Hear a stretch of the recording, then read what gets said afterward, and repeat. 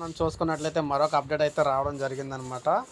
మీరు ఇక్కడ చూసుకోవచ్చు. దానికి సంబంధించి సబ్ రిజిస్టర్ కార్యాలయాల్లో రాచరికానికి చెల్లు, పోడియం, రైలింగ్ వంటివన్నీ కూడా తొలగింపు.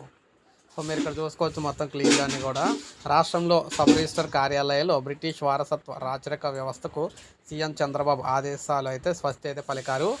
సబ్ రిజిస్టర్ కార్యాలయాల్లో ఉండే ప్రత్యేక ఛాంబర్, రైలింగ్ వంటివన్నీ కూడా తొలగించేలా అధికారులు చర్యలు అయితే చేపట్టారు.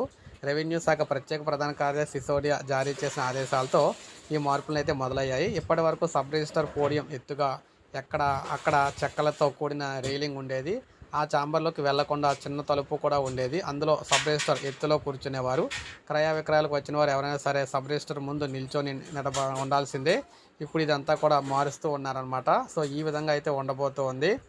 మీరు ఇక్కడ చూడొచ్చు. అన్ని ప్రభుత్వ కార్యాలయంలోని అధికారులు మాదిరిగానే సబ్ రిజిస్టర్లు కూడా కూర్చొనేలా ఏర్పాట్లు చేస్తున్నారు. ఎత్తైన కుర్చీ తొలగిస్తున్నారు. వారి ముందు సామాన్యులు కూర్చునేలా ఏర్పాట్లు చేస్తున్నారు. క్రయ విక్రయదారులు ఎక్కువ సమయం వేచి ఉండాల్సి వస్తే వారికి తాగునీరు అందించడంతో పాటు వీలైతే టీ, కాఫీ కూడా అందించాలని చెప్పేసి మెమోలో పేర్కొన్నారు.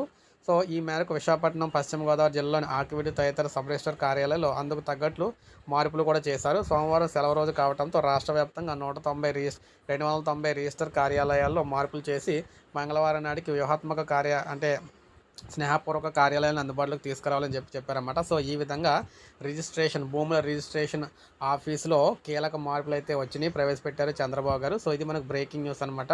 ఒక లైక్ చేయండి, సబ్స్క్రైబ్ చేసుకోకపోతే మన ఛానల్ సబ్స్క్రైబ్ చేసుకొని ఫాలో అవుతారు.